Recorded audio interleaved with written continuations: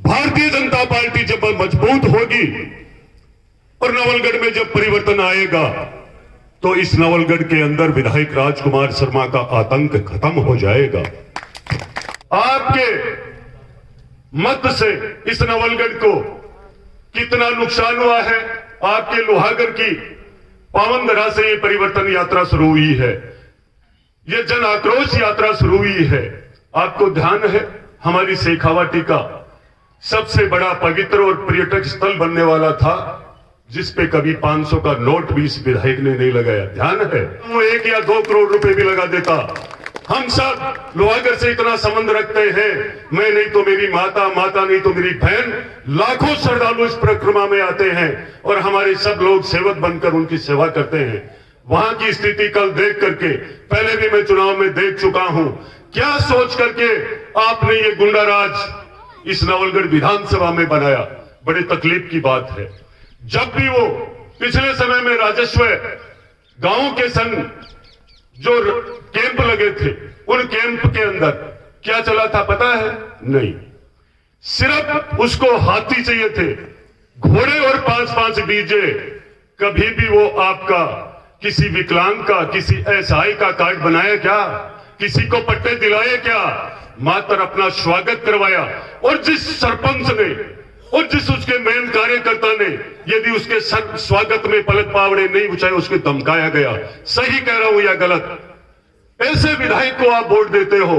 मैं आपसे निश्चित रूप से पूरे मंच की तरफ से मन से यह कहना चाहता हूं कि 2023 में जब समय आए, कोई भी भाई टिकट लेकर के आए, भारतीय जनता पार्टी को आपको विजय बनाना है।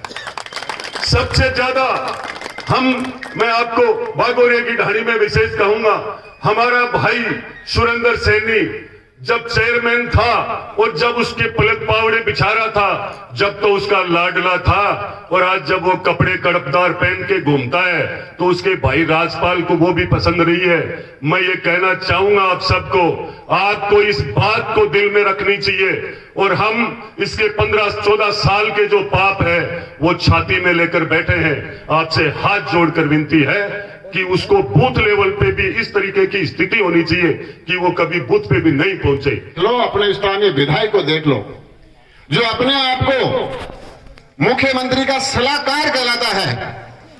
सलाहकार उसे कहते हैं जो अच्छी शिक्षा दे, और उसकी शिक्षा मानते हुए बद्रीनाथ जोहड़ जो पिछले 300 सालों से लगातार किसानों के पशुओं का मेला करता था, किसान अपने पशु बदल देते, बहुत सारे लोगों को रोजगार मिलता था।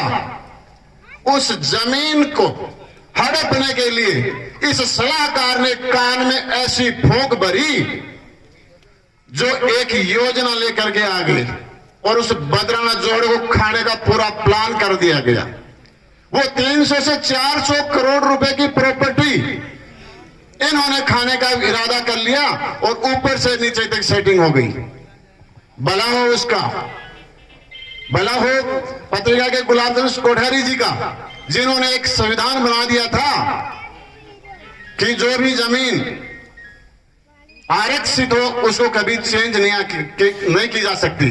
तो आज हम पिछले 90 दिन से एसडीएम कार्यालय सामने उसके खिलाफ धरना दिया है। जयपुर में जाकर के बहुत सारी जगह हमने उसे बात की है, तब जाकर के वो जमीन बची है। दूसरा सबसे बड़ा वादा उन्होंने ये किया, आज अभी जैसे राजू भाई बता रहे थे कि बेरोजगारी, अगर वो चाहता तो इस इलाके के 50,000 युवाओं को रोजगार सीमेंट फैक्ट्री में मिलता। और 50,000 युवाओं की नौकरी खा करके अपना पेट भरने के लिए उन्होंने वहां से चाय की दुकान से लेकर बड़े से बड़ा कंस्ट्रक्शन कार्य का ठेका अपनी उसमें कंपनी में लेता है, और दूर दूर के दूसरे मजदूर ला करके उनकी पूर्ति करता है। वो 50,000 तो दूर की बात, मुझे नहीं लगता किसी 50 आदमियों को भी स्थानीय रोजगार कहीं मिला हुआ हो।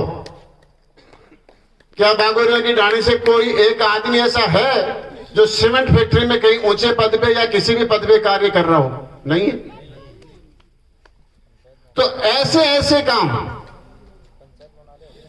आप देख रहे हैं ऐसी हवेलियां थी नवलगढ़ में जो पर्यटक दूर दूर से चल के आया करते थे, मंडावा, मुकुंदगढ़, नवलगढ़। उन हवेलियों को भी वो खाने का काम शुरू करके, और कम से कम 50 हवेलियां ऐसी हैं जिनको पूरी की पूरी खा गई। तो ऐसे ऐसे बहुत सारे वादे इन्होंने किए, जनता को बरगलाया, बेवकूफ बनाने की कोशिश की। लेकिन ये नवलगढ़ की जनता समझदार है, एक एक चीज इनको याद है और इनका हिसाब 2023 में चुकाना है।